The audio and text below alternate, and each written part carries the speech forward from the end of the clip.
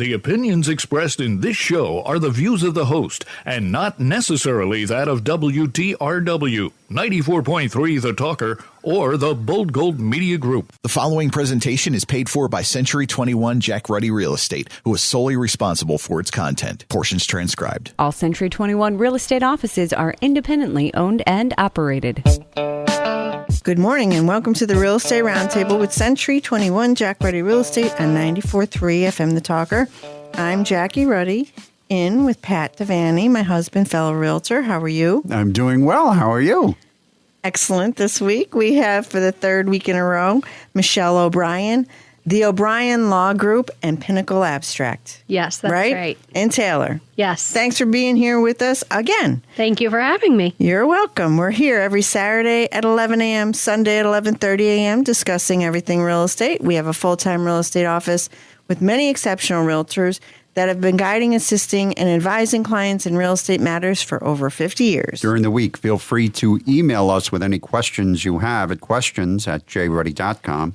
That's questions@jruddy.com, or you can give us a call at 570-344-6724. And when you go to jruddy.com, click on the webcam tab and see what's going on live at Dunmore Corners 24/7. Sometimes it's interesting. Right, Jackie? Whatever you say, Pat.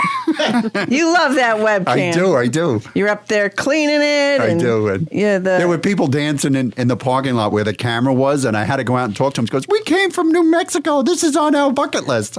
I'm like thinking, that's great. You need a life. No, that's fun. People that we're out there dancing in the parking lot. People leave their childhood home, go somewhere else, start and come back. and then. And there's somebody in St. Louis who's watching the camera all the time. There's always something going on at those corners. It really is. Really? Well, you should have seen last year when they changed the lanes. Yeah. So so if you're traveling South Blakely going towards North Blakely, they changed now where you stay straight. You used to stay straight in the right lane, right? The left was only for turning. Well, now the left lane is straight. So there's been accidents because if you lived in Dunmore all your life, you're driving around. You're not, you're right.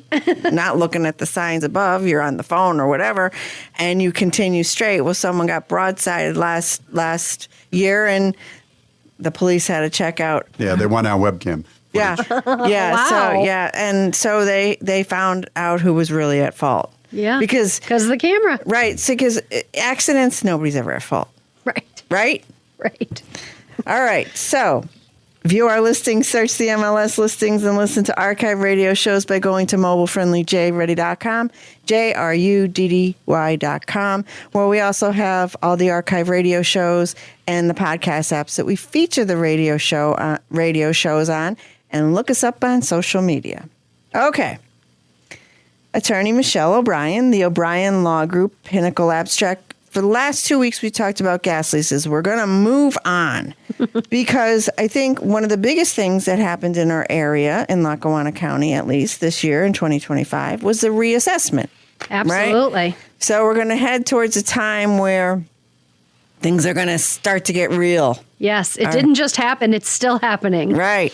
So, let's talk about appealing whatever the taxes, appealing what the county comes out with, right? Right. So a little bit of background. The tax assessment for your real estate has not been redone, has not been reassessed on a countywide basis in over 50 years. I don't remember exactly how many years, but so many years that they have this ratio that the state puts out every year, and it changes. And Lackawanna County's is by far the highest, which means we're the oldest that hasn't done a countywide reassessment. This has been going on they've been talking about doing it for so long, and the county has been working on it, or their contractors have been working on it for years and years. And they finally, as everyone in Lackawanna County is well aware, sent out new reassessment notices several months ago. There were a lot of informal appeals, which was everyone's informal meetings to discuss those valuations. Those are over now. The county is going to send out again another new valuation, and they're calling that the final valuation, even though that is appealable also. So don't panic when you get it in the mail and it says final valuation. There will be information in that mailer that tells you how you can get a formal appeal hearing on that valuation if you don't agree with it. What they're telling people you need to know is that assessment value, don't compare it to what your current assessment is. What you want to compare it to is your new assessment value should be equal to what you could sell your home for what you could sell your home for today. So if you think you could sell your house for $150,000, your assessment should probably be $150,000 also. So if it was less, I wouldn't complain. Right? Well, you can complain if you want to, I'm not gonna because complain. your taxes are tied to your assessed value for your home. Now, we don't know if your taxes will go up or down, even if your assessment increased, because the millages, which is how they calculate real estate taxes, aren't going to be set until all of these formal appeals are finished, which is not going to be until the appeal period is, the meetings will all be over at the end of October. And so in December and January, they set those millages. So we won't really know the effect on your taxes until probably the tax bills come out in January or February next year. Well, taxes are always appealable. Taxes are always appealable. All right. Okay. Correct. All right. So if someone didn't go through the informal appeal process, will they be able to go through the formal appeal process? Absolutely. But right. what you need to know is that if you think you want to get yourself ready for a formal appeal, you need to get an appraisal sooner rather than later, because the appraisers are very, very busy because of all of this reassessment. So get your appraisal now, get in touch with an appraiser, get an appraisal now. Make sure that you tell that appraiser that the purpose of the appraisal is to appeal your assessment, because the assessment has to have a value good as of, I think it's July 2024. So you don't want a current appraisal. You want an appraisal that fits within the county's parameters. And your appraiser should probably be aware of that. Yes, appraisers know that because they're certified. We have 2 certified residential appraisers, Jack Ruddy Appraisal Service. We have William Kelly and Gloria Suma. They're both doing these appraisals, and they've been doing them for the reassessment. And they're probably very busy. Yes, they've gotten quite a few calls. Good. Okay, but there's a lot of people that think that if a realtor pulls comparable sales, that's as good as an appraiser. According to the county, they are really looking for you to submit an appraisal as opposed to your own comps that you pulled. You really need an appraisal to compare with what they have done, which is essentially also an appraisal. Mm-hmm. Well, I think the first notice that went out regarding the reassessment said to call a real estate professional. Mm-hmm. So a lot of people... And they did accept comps. Mm-hmm. On the informal. On the informal. But in the formal, you really do need an appraisal. A certified residential appraiser. Exactly. Yeah, that's different than a realtor. Correct. Yeah, that's a different license. But usually your realtor will know an appraiser also. Yeah, right. Call our company. We'll set you straight. Yep. Right. And they seem to be better with the values on buildings than they have been on land. Land seems to be all over the place. Oh, yeah. I've talked to a lot. It's either right on or it's way off. Way off. And commercial is worse. Commercial has been way off also. Yeah. Commercial properties have been way off also. Yeah. Well, when we started this discussion moments ago, if somebody, this is where there's some sort of confusion.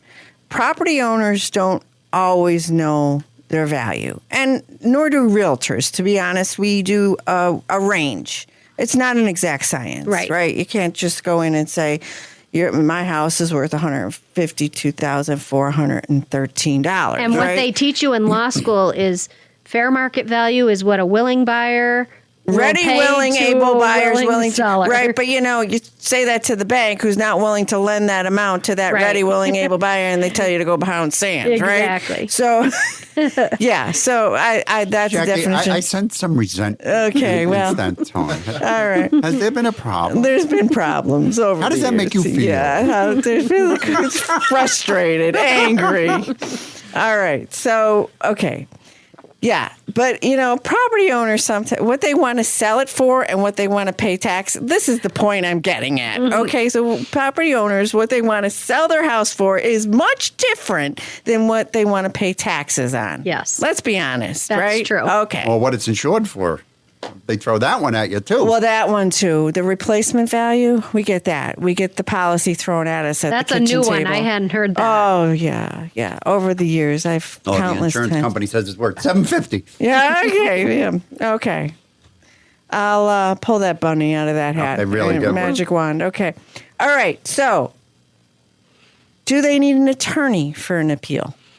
You don't need an attorney for an appeal, although there are attorneys doing the appeals. I'm doing them. There are a lot of attorneys that are doing them, but you do not they're not requiring that you have an attorney to do an appeal, and lots of people can go and do them themselves. I would say the appraiser is more important than an attorney. Oh, okay. All right. But I mean, this is something that you do every day, Absolutely. right? And we do them even when it's not reassessment time. If you have a new build and your house, when you get the certificate of occupancy, they always come out and reassess. And this is in every county. They come out and reassess for to give you the new value. So those do go through a formal hearing process, and we do those as well. And they happen in every county. That's how properties get reassessed over time. Well, there's been tremendous discrepancies, just like, say, my hometown in Dunmore. You go to certain areas, they're like way high, and then you go to other areas and they're really low. Right. And as realtors, we would often take advantage of the real low ones and in the write-ups, write low taxes. Right. Absolutely. Right. So, but and I can remember my dad, who passed away in 2009, and he would often say, this county needs a reassessment. He was a certified residential appraiser and the broker of Century 21, Jack Ruddy. So, and he really, really tried to push for it, but politically, it wasn't a popular And it's topic. very expensive, which is why it wasn't popular. Mm-hmm. But everyone is upset about it, but it really is necessary. It really was necessary. This is a painful period. I remember when Luzerne County did it, whatever it was, 15, 18 years ago, whenever it was. And it was painful then for them, but they are back at that ratio I was talking about. Their ratio is very close to 1, which makes it very easy to manage everything. Everything seems to be like on a level playing field now. So, Lackawanna County, we will get through this. It's just a little bit of a painful period right now. Yeah, it is. And a lot of people panicked. Mm-hmm. And I can understand why. And everybody automatically thinks their taxes are going to go up, but that's not the case. Right? Well, we don't know. It's supposed to be a net neutral. Right. So some are supposed to go up, some will go down, and some will stay the same. That's what they're saying is supposed to happen. Right, a third. Right. Yep. Okay. Let's move on. I'll throw some topics you could choose. Okay. Landlord, tenant topics, rent to own. I love a rent to own. It's an interesting. rent-to-own. You love it? Well, I get a lot of calls about No, we're not fans. I don't love it. I do get a lot of calls about So it. do we. So do Yeah. we. Yes, so do we. All right. So let's talk about it. What are the key differences between a lease option and a lease purchase agreement?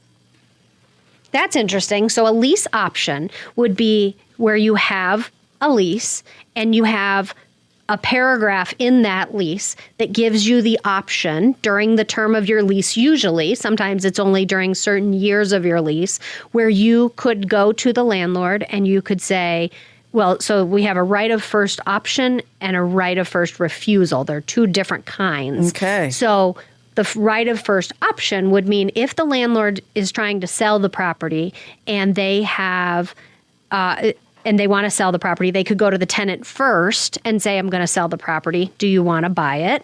And a lot of times those paragraphs will have a set purchase price, or they might say whatever the house appraises for, or whatever the property appraises for at that time. The right of first refusal is if the landlord gets an offer to buy the house, they have to go to the tenant first and say, I have this offer. If you can match it, then I have to sell it to you first.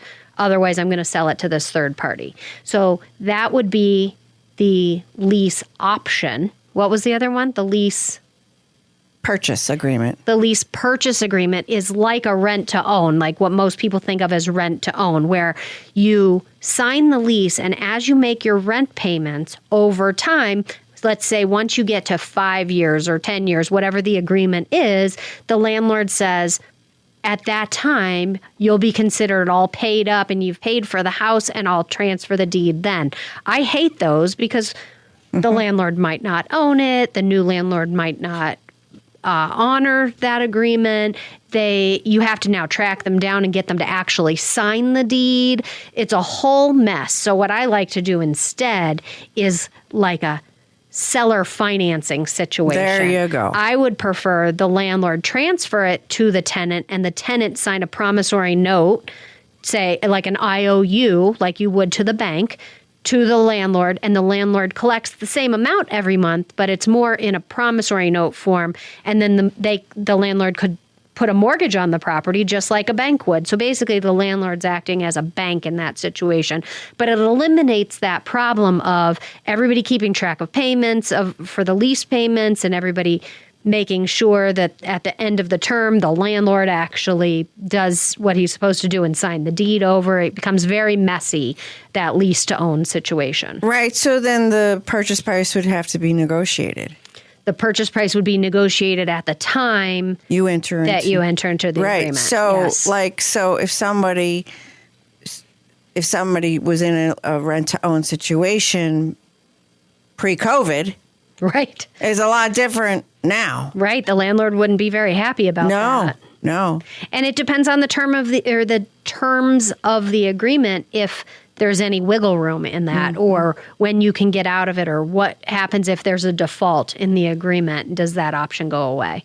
So your purchase price is negotiated, agreed upon, but a tenant would have so many years to pay it off. Yes. Right. And the landlord's the bank, so they charge interest, and they can foreclose. If you did the promissory note mortgage situation, right. Yes, same as a bank would. Right. Okay. And so, which is not great for landlords, because the foreclosure process is a process. Oh, it's not for the timid. Yeah. No, it's not. No. So I wouldn't really want.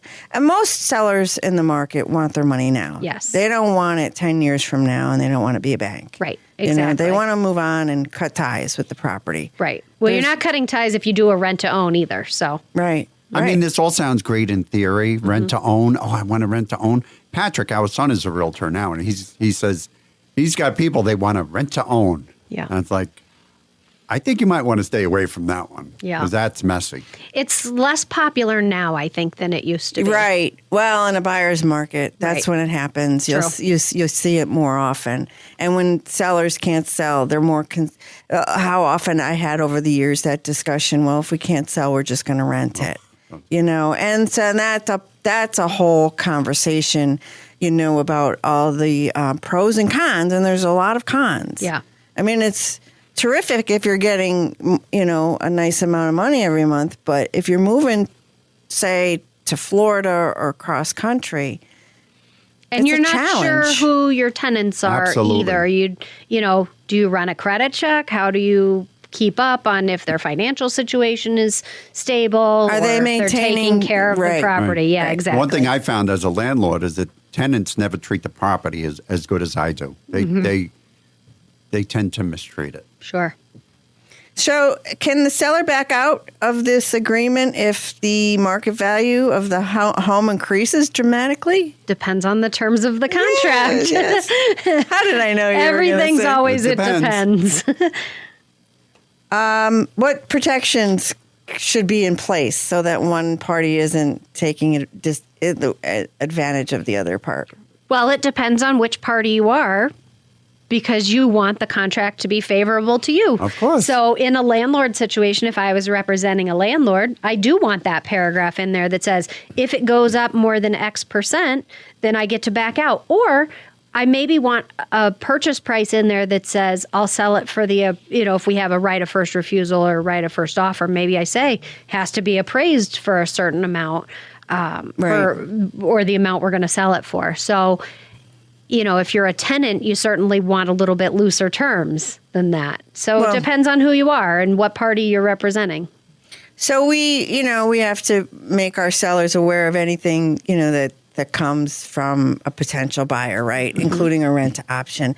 One of the things that we do say to our sellers, our owners, is if this is a consideration for you and you would want to proceed, the attorney would have to draft all the paperwork. Absolutely. This is not for real estate professionals. No, I agree with that. There are so many variables that it is hard for, and you guys are stuck using standardized forms. So you don't have the option to really draft a brand new document, which, lawyers have the freedom to really nitpick all of the details. It makes it just more important. Now, very often the lawyer and the realtor, actually, if there's a realtor involved, we use them as a teammate. Absolutely, because there are forms that you guys can use that we don't have access to. And really, it is a team effort. So if you've got a situation like that, I would say get your realtor and your lawyer connected and make sure that they're working together so that you really can get the best deal and make sure all your bases are covered. Right. And that you're protected, of course. And people that usually want to do a rent to own might be in a situation where they know that they can't get financing. They can't qualify for a loan for whatever reason. Debt to income is a little high, or maybe their credit score is a little on the low side, or it's not even established yet. But they know that they have the potential income to carry this payment every month. So, so rent to options, not always terrible, although it does give reason for everybody to pause. And it's usually the person that wants the renter, usually that's the person that wants to enter into one of these agreements. Right. And it's hard to find a landlord that wants to do that. Very often, I would say the majority of the ones I work on are family. Grandma wants, or mom and dad even, will rent to own with their kid. Mm-hmm. You still want to protect because we have family fights every day. Right. And there's a fallout, or a brother or a sister are upset, or an in-law, or there's a divorce situation. All sorts of situations like that can get involved. But the vast majority that I see are really family situations, because it's very rare you're going to find a stranger that is willing to do a rent to own with someone. And it's hard for somebody, when sometimes the regret of the purchase price happens on the tenant side, because now they're living in there and things happen, right? Sure. They didn't realize this or that. And then they want to renegotiate that purchase price that was already agreed upon. It gets really sticky and messy. Sure. And it's easier for the tenant to get out than the landlord. Mm-hmm. If the tenant wants out, it's much easier for them to get out than the landlord usually. Yeah, right. With us today is attorney Michelle O'Brien with the O'Brien Law Group. Pinnacle Abstract is the title company, the abstract company. How does someone get in touch with you, please? My phone number is 570-209-7901, and my email address is mobrien@o'brienlawpa.com. Thank you. Pat? Yes, we have a gorgeous remodeled 3-bedroom, 2.5-bath home. It's across the street from Lake Sheridan at 13 Hillside Street in Nicholson for $335,000. This beautiful home, it's just literally a 2-minute walk to Lake Sheridan. It's on a double lot. It's got great views of the lake. The home was built in 1997. It has a brand new roof. This home has an open floor plan with a huge attached garage. Now, we were talking about water bills. The water bill here is $125 a year because it's got a community well. I like that. The association dues are only $425 a year, and the taxes are only $2,200 a year. So it's very affordable. You get all the perks of a private lake without the big bill. That's a 3-bedroom, 2.5-bath home across the street from Lake Sheridan. at 13 Hillside Street in Nicholson for $335,000. And that's listed by Nicole Clark of our office. And Sherry Hoban. It's a co-list. Oh, that's right. Sherry's on that one, too. Sherry Hoban and Nicole Clark. That one sounds beautiful. Yes. It is. It's nice. And people love lakes in our area, right? So they want that lake home. I'm Jackie Ruddy, broker, and with Pat Devaney, my husband, fellow realtor. And we're back. With Michelle O'Brien, attorney Michelle O'Brien from the O'Brien Law Group and Pinnacle Abstract. Thank you so much. Absolutely. Thank you for having me again. For being here with us. We appreciate your time. Talking about rent to own before the break, let's move on. Landlord-tenant topics. Oh, This is a tough one. Everybody loves this one. Yeah, and I know evictions are your most favorite thing to do. Oh, gee. My least favorite thing. Right. They're messy. They right? are. They're not fun. It is also hard to find a lawyer who will do that kind of work. I also don't really practice in that area, but they come up all the time. So security deposits, right? Mm-hmm. They're sometimes a sticking point. How long does a landlord legally have to return a security deposit in Pennsylvania? Well, that's a good question. I think it's 30 or 45 days. Yeah. And so, there's little things like in the lease. If someone goes and gets a standard lease off the internet, that's a lot different than if they have a realtor's lease, right? 100% different. Right. So landlords think that they can enter a property, right? When they do it themselves. A lot of DIYs out there. Yeah.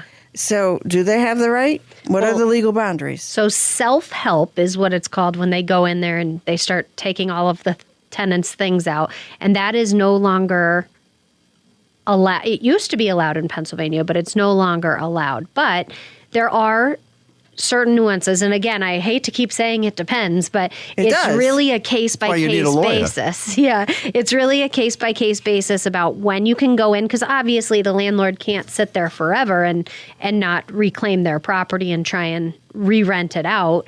And they do have that right. But there are time frames depending on the situation. Is the tenant still in there? Is the tenant not still in there? Have they abandoned it? There's all sorts of situations that come up that you might that you would need to probably consult a lawyer about if you're going to before you go and enter someone's home. Can a landlord legally raise rent mid-lease in Pennsylvania? It depends on the terms of the lease agreement, but not if the terms of the lease agreement say you can't. All right. You know your stuff. And, it's always good to consult an attorney. And a lot of people like to call the real estate office regarding these questions. Mm-hmm. And we don't have the answers. And it's what's in that lease. And that's, and even what's in the lease sometimes ends up in a courtroom. Absolutely. I always tell my clients, anybody, even if you might win at the end of the day, anybody can sue anybody for anything. And then you have to defend against it and say to the court, this is nonsense. And then the court either agrees or you have to continue to defend yourself. Attorney Michelle O'Brien, the O'Brien Law Group. How does someone get in touch with you, please? My phone number is 570-209-7901. And my email address is mobrien@o'brienlawpa.com. And Pinnacle Abstract. And Pinnacle Abstract, that email is title, Title, at pinnacle-abstract.com. And Pinnacle is spelled Pinnacle. And people could actually use Pinnacle Abstract without you being an attorney. Absolutely, yes. I want to put that out there. Yep. Right? So if you're buying a home, usually it's the buyer, and in Pennsylvania, the buyer has the right to pick the title company. And so if you are buying a home, we'd love to be your first call. We'd love to help you research your title, make sure you're getting what you think you're getting when you buy the property, making sure all those taxes are paid, and to help you handle and have a very smooth transfer of the real estate. We welcome Joseph Pilato. Joseph has for the last 15 years proudly served his community as the operator and owner of Pilato's Lawn Care. He's worked closely with homeowners and properties every day. That experience sparked an interest in real estate and inspired him to take the next step, helping people not just maintain their homes, but buy and sell them too. His goal is simple. Joseph gives 121% effort, attention, and care, whether you're buying your first home, selling your current one, or making a fresh start. If you're ready to make a move, Joseph Pilato is ready to help you every step of the way. Call Joseph at 570-687-3332. Join us next Saturday at 11 a.m., Sunday at 11:30 a.m. for more Real Estate Roundtable with Century 21, Jack Ruddy Real Estate on 94.3 The Talker. Thanks, Michelle. Thank you.